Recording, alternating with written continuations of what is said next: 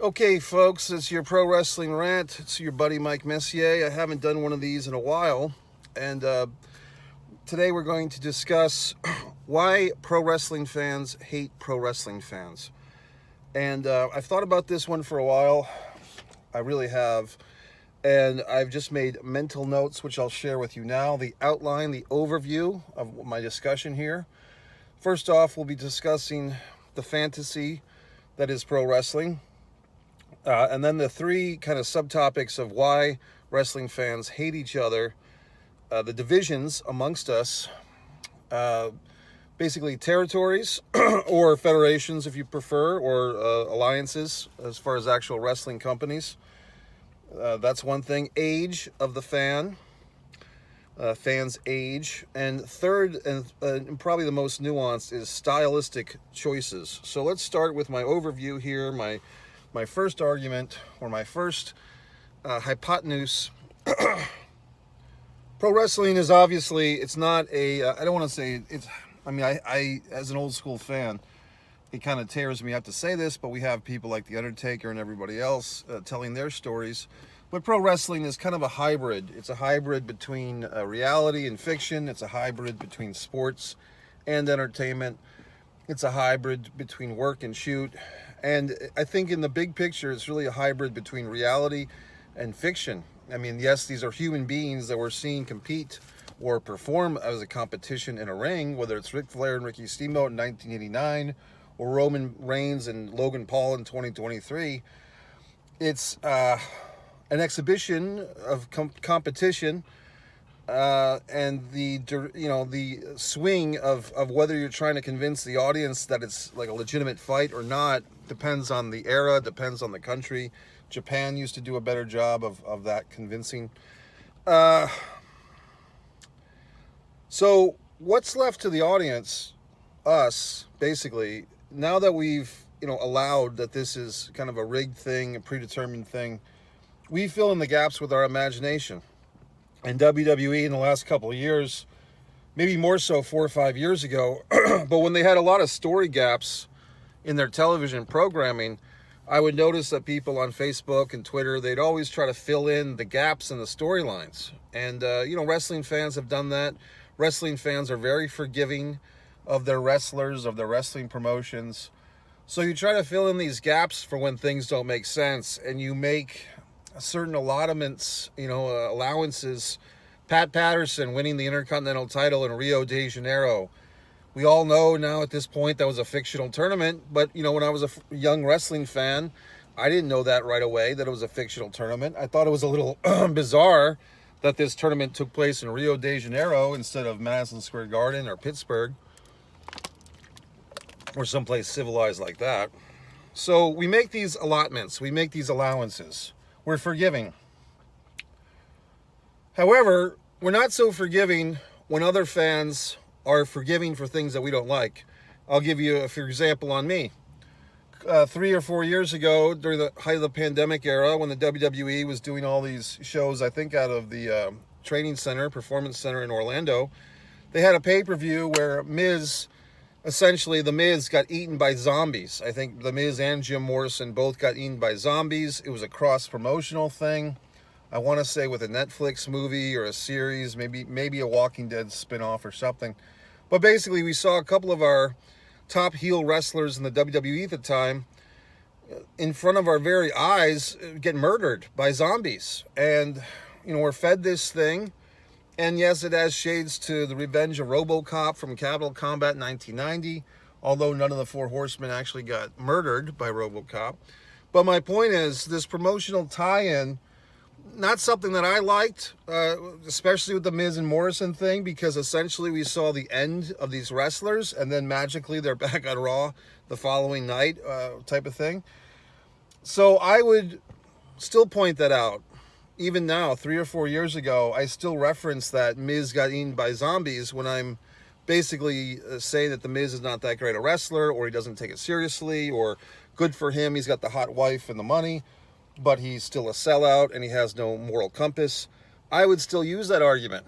Well, someone else, maybe back in 1990 would say, well, what's Arn Anderson and Ric Flair doing you know, and Barry Windham and Sid Vicious, they're all running around like fools for this, you know, actor in this RoboCop outfit. How can you take this seriously? Why do you care if Sting's going to come back from this knee injury and beat Ric Flair at the Great American Bash 1990? This RoboCop thing throws all the legitimacy in the toilet and flushes it after it shits on it. And, you know, how could I argue that? But as a young fan, obviously I'm emotionally invested in the Sting Ric Flair storyline, and I'm giving forgiveness. I'm allowing some atrocities, some disgrace with the RoboCop thing.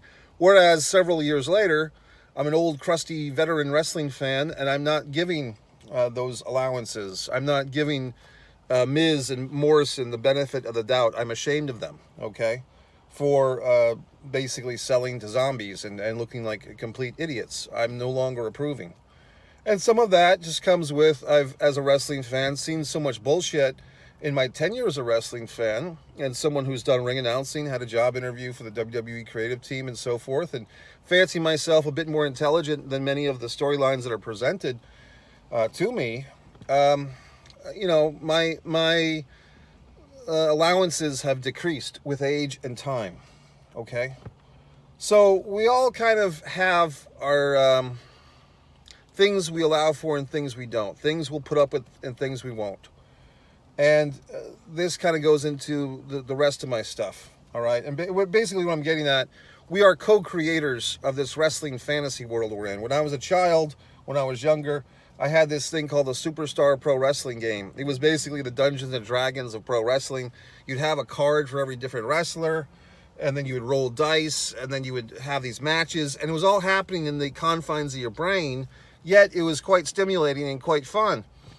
And I really mastered this game. I mean, it's not a game that you would really compete. It's just you're having fun creating these fake matches. But I would have this whole world in my fucking head, and I would write down the different champions, and then I started making cards for the wrestlers. I had one friend who also, by chance, had this game, and he would do his game, I would do mine. We started making audio cassettes for each other, like of us playing the goddamn game and listening like a couple of assholes to each other. Do play-by-play on our fucking role-playing game. So this is some nth level shit, okay? So what I'm getting at is, you know, wrestling's the giant escape. It's more so than football, I think, more so than baseball. These things have seasons. A lot of the appeal to the football now, I think, is based on betting. People are more invested in the teams, their fantasy teams with their money, than they are cheering the hometown squad, the players. They get traded so often, and they're free agents so often. The loyalty to the costume, to the uniform is no longer there. The home city, it's not there as much. So people change, okay? And we're not as naive as we used to be. At least we don't think so. Getting back to pro wrestling, what were my three divisions? Okay, the federations.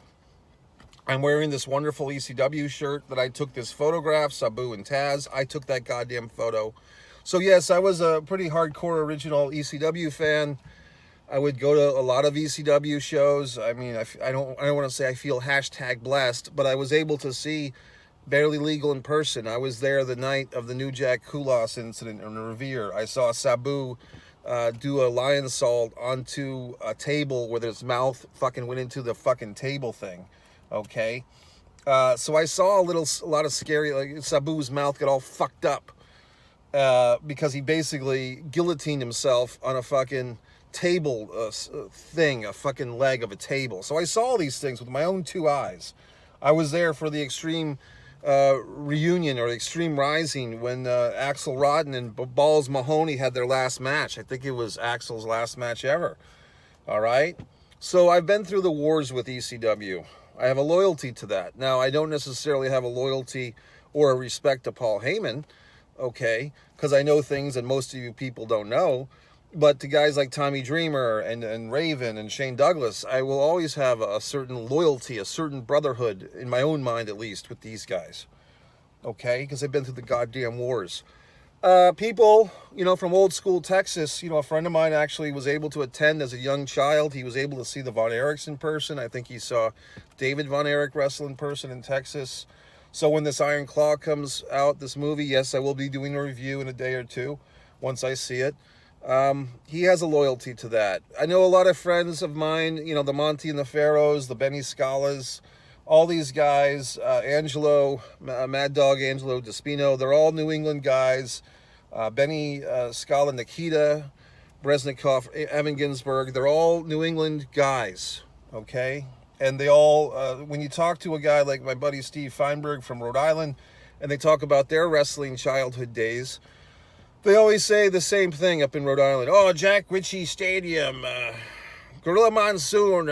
It's always in the same order. Bruno Sammartino, Chief Jay Strongbow, Gorilla Monsoon, Haystack Calhoun, Pedro Morales. It's almost verbatim. It's always Bruno Sammartino, Gorilla Monsoon, Haystack Calhoun, Chief Jay Strongbow, and I think Pedro Morales is like the five guys that these old school, like late 70s, mid 70s people always list. It's always the same guys.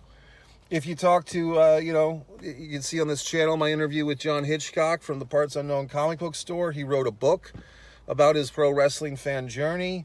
I think it's Section D, Row 1, Section D, talking about all the great wrestlers that he saw in the Mid-Atlantic days and how him and his friends basically started cheering for the Four Horsemen and helped evolve the Four Horsemen, the originals, Ole and Arn, Tully and Rick from Greensboro. So the fans have this great involvement based on the territories is my first point. So if I'm sitting here, where I live, and I'm looking at, say, Pro Wrestling Guerrilla from, I guess, 2012, 2014, and I'm seeing, 10 wrestlers, Jushin Liger and a bunch of other guys of note jamming their thumbs up each other's assholes, I'm thoroughly disgusted. I'm appalled, okay?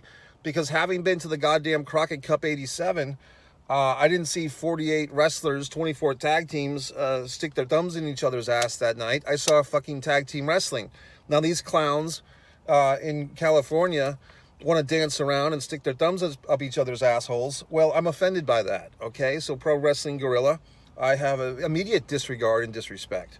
And I shared my thoughts on that with the one and only, who is that guy, the professor of wrestling, Chris Hero, okay? And he responded in kind, and the whole Reddit thread started between Chris Hero and myself about the thumb in the ass spot. So I'm greatly offended. Now, he's coming from a different point of view. These are his colleagues. These are his friends. He's wrestled with these clowns. He's going to defend them. Thankfully, he was not part of this shenanigans. But to him, he's got to defend his idiot friends. And, so there you go. So, but for me, it's highly offensive. And that's when we get basically territorial pissings, Nirvana, okay, Smells Like Teen Spirit album, territorial pissings. I have, in my mind, what is real pro wrestling, Buzz Sawyer and Tommy Rich, Last Battle of Atlanta, and you have what's in your mind as a true wrestling thing. John Cena versus Randy Orton, 2 belts in a ladder match, or whatever the fuck. Whatever your frame of reference is, Roman Reigns versus Jey Uso, okay, in a Hell in a Cell. Your thing of like, this is what the ultimate wrestling match is. For a while, the great majority of fans would say, oh yes, WrestleMania 17 was the creme de la creme. That was the peak. That was the ultimate show. Triple H versus The Undertaker, Kurt Angle versus Chris Benoit, etc. Great show. But yet still people pissed on the main event, how it ended with Steve Austin turning heel. So, even when we agree, there's still things we bitch about. My point is, and I'm territory, and now I'm kind of segueing into fans' age. If you're a fan, like I said, from the late 70s, and you put Bruno on a pedestal, or if you were from Minnesota in the 60s or 70s, you'd probably put Vern Gagne, Nick Bockwinkel on a pedestal. If you're a fan of today, you're putting Roman Reigns on a pedestal, or maybe you're not, or you're putting Cody Rhodes on a pedestal. And to you, these guys are the be-all, end-all. But 10, 15, 20 years ago, other fans had their be-all, end-all, whether it was Sting or Hulk Hogan or Ric Flair or the Road Warriors. And guess what, folks? 15, 20, 25 years from now, when Cody Rhodes is retired, or when Roman Reigns is off to Hollywood, or he's running for political office or whatever the fuck, there's going to be some new people that have come along.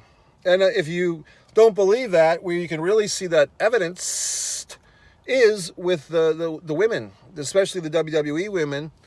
You know, a year ago, Mandy Rose was the big goddamn thing, right? Well, she hasn't wrestled for a year, and here's your Tiffany Stratton, here's your this one, here's your that one, here's all these other beautiful women that can wrestle and do heel work and all this stuff. So everyone's disposable. Another ass will fill your seat, okay? So age. If you talk to a fan today, and this is one thing that I find superior, I feel superior about it. When I was a young fan, I would read this wrestling magazine called Sports Review Wrestling that would chronicle that things that happened that month 10, 5, and 15 years previous. So I'd be reading these magazines, they'd be talking about Dory Funk Jr. and Jack Briscoe, or the Great Misfito, all these wrestlers that maybe I'd never see either then or ever, but I would read about them and I'd see these photos and I get this vision in my mind of what wrestling was like before me. And today, it does upset me and it does disappoint me that the young fans that have all this wonderful access through YouTube and through Blu-ray discs and DVDs and all the streaming apps and all these wonderful things, with a tip of the fingers, even if you're just a WWE fan, you can go to the network or now the Peacock and you can see all these wonderful matches from the past. You can get the full vision or at least a partial, spectrum of different things. But I find that a lot of fans, young fans these days, don't put forth the effort. They don't put forth the energy. I'm kind of revolted and disgusted that some fans today that seem to know a lot about the modern stuff, they never gave 3 hours to watch Starrcade 83. They never sat there and watched Ric Flair versus Harley Race in a cage match for 14 minutes and 35 seconds. They don't have that in them. They never sat there, and even if they're a WWE fan, they never watched WrestleMania 1. They don't know what the first match of WrestleMania 1 was. Okay, Tito Santana versus Mr. X. It was Buddy fucking Rose underneath the mask. They never sat there and watched Junkyard Dog and Tito Santana versus Dorian Terry Funk at WrestleMania 2. So these fans, they say that they're fans, but they're basically fans of contemporary what they're being shown on television. I had a good friend of mine, intelligent fellow, several years ago. We were basically killing time around the holidays, and I said, hey, we had time to kill, a friend of mine and I said, hey, buddy, you want to watch, I got the Survivor Series from last year on DVD. You want to watch it? And he was shocked. What do you mean? What do you mean you have the DVD? I'm like, well, I got the DVD of the Survivor Series from a year ago. We put in the, watch it. And he was so confused, basically befuddled, that I would be watching a wrestling show where the results were already known that I had on disc. Like, it was shocking to him that I would watch something that wasn't live happening that minute. Like, this never occurred to him, that you could, that you could get enjoyment from watching wrestling matches where you already know the result. Maybe you've even seen the goddamn match before. Or just, for just the enjoyment of watching it without having to have that extra layer, which I do enjoy too, of not knowing who wins or it being in live time. Well, to me, that was just foreign, because for me as a young fan, I always enjoyed watching, the best matches a few times over and over. You tape a Clash of Champions and you watch Dr. Death Williams beat the Stallion 3 or 4 times during the week. It would be wonderful. And you wouldn't think about, like, why is this wrong, or am I wasting my life? You know what I mean? But in any regard, it's just different fans have different approaches, which kind of goes back to my first point. We all have our little vacuum. We all have our little vision of what wrestling is supposed to be and how you're supposed to enjoy it. Are you supposed to enjoy it in live time? Can you tape it and watch it later? Do you have to be ignorant of the results to fully get the maximum enjoyment, or can you know the results? We all have our little rules, our little divisions in our mind, and if somebody comes along and fucks with those rules, it upsets us. We get upset. So there's that. What else did I say? The territories, the age, the style. Now here's something where I kind of go off, as you know, the angry wrestling fan, me, Mike Messier, and I'm trying to be less angry, trying to, coming to the end of 2020, 23 or whatever the fuck, trying to be more open-minded to you fucks. But basically, the style, there, a lot of people today will accept,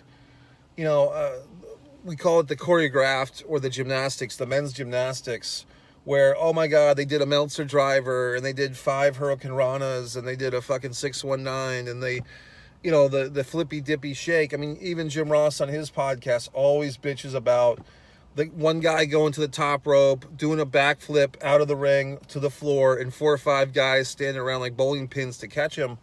I don't like that either. I mean, the first 1,000 times I probably thought it was cool, but now I don't.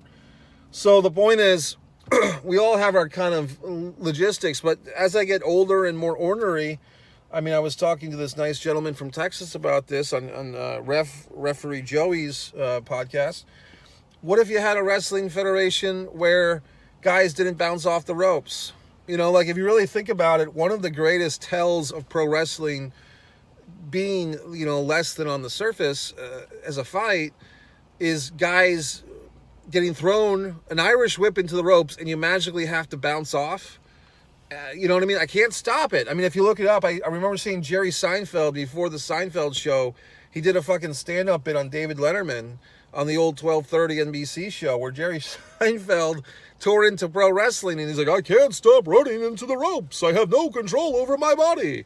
So it's just silly. I mean, if you really look at it, just throwing someone into the ropes, they can't stop their feet, and then they have to bounce off, and then they have to come back, and they have a pretty good idea that they're going to get smashed with a clothesline or a kick to the belly or a belly-to-back suplex or a tilt-a-whirl or a sidewalk slam, and yet they still continue to bounce off the ropes.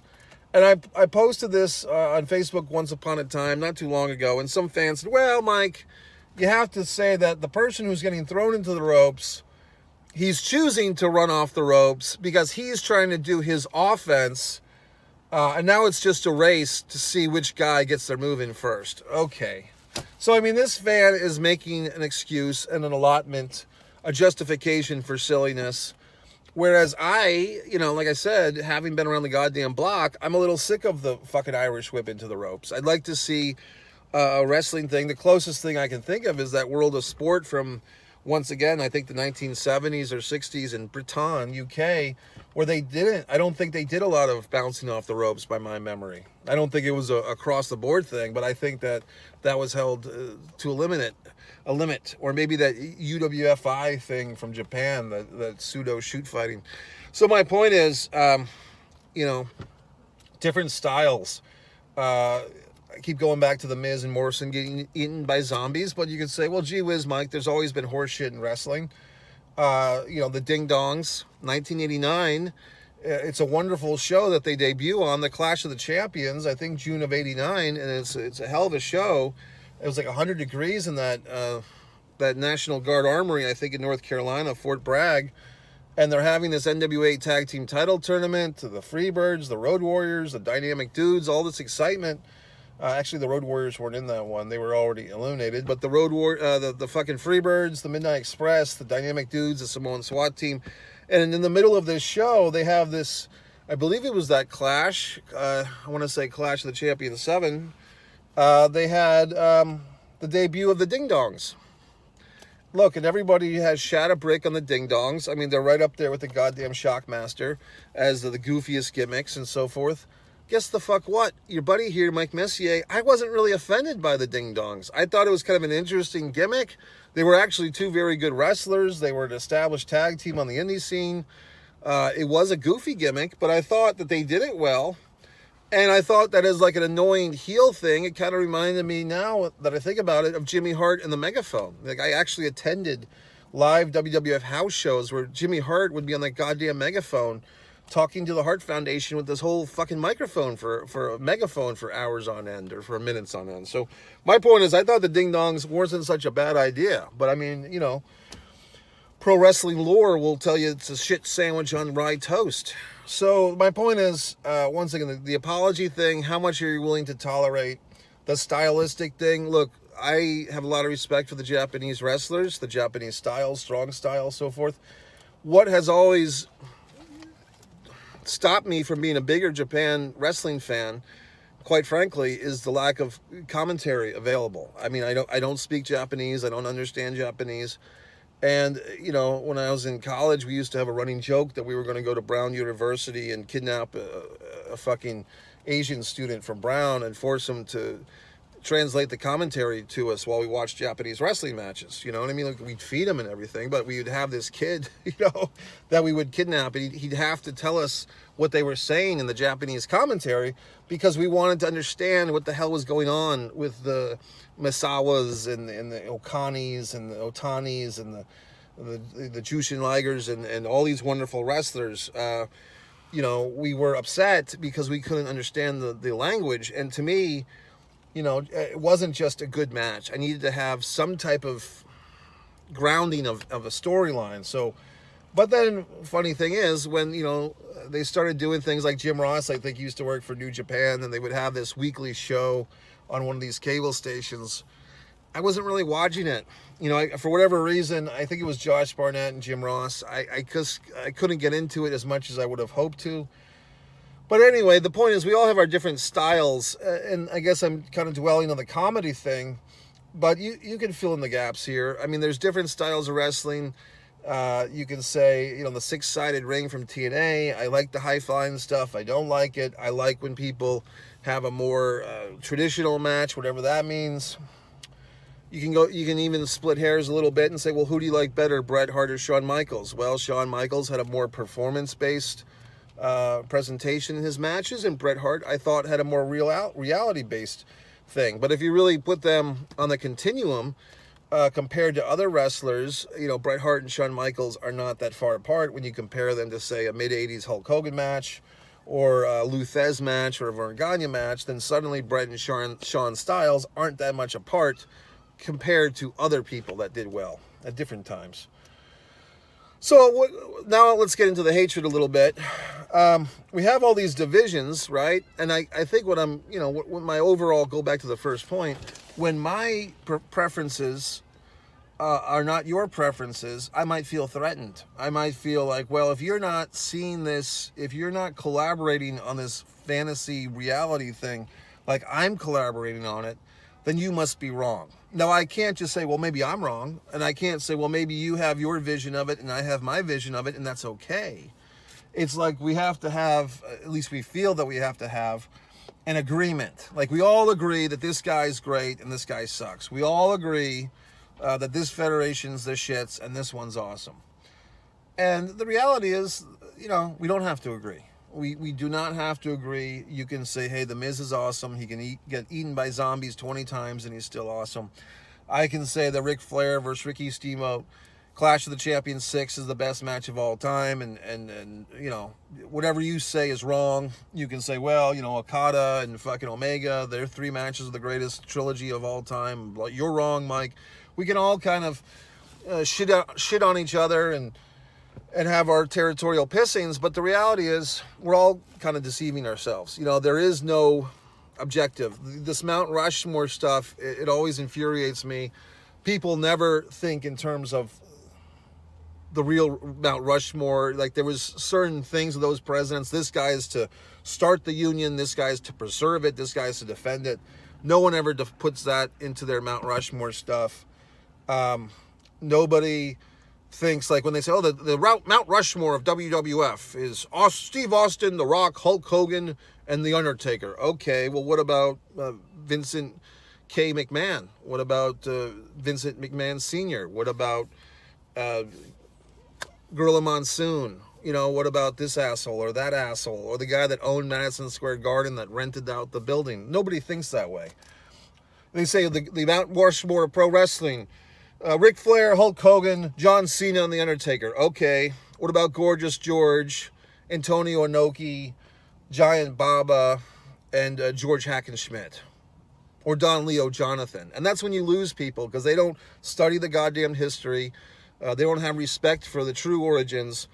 There's a whole heap of fans that have basically gotten their wrestling information from WWE home video DVDs or Blu-rays or whatever the fucks, or the network. So when you're just basing your opinions on something you saw on a program or a DVD from a company, you're not getting the full picture. Well, that's it, folks. I might have to come back with part 2 of this. This is your buddy Mike Messier, MikeMessier.com, One Pro Wrestling and Sports Fan YouTube channel, One Man and the Camera Films, One Mike Messier for my film reviews. I will be seeing the Iron Claw soon. If you like this video, share it, thumbs up it, and buy all my books and things. Mike Messier, The Foreign Object eBay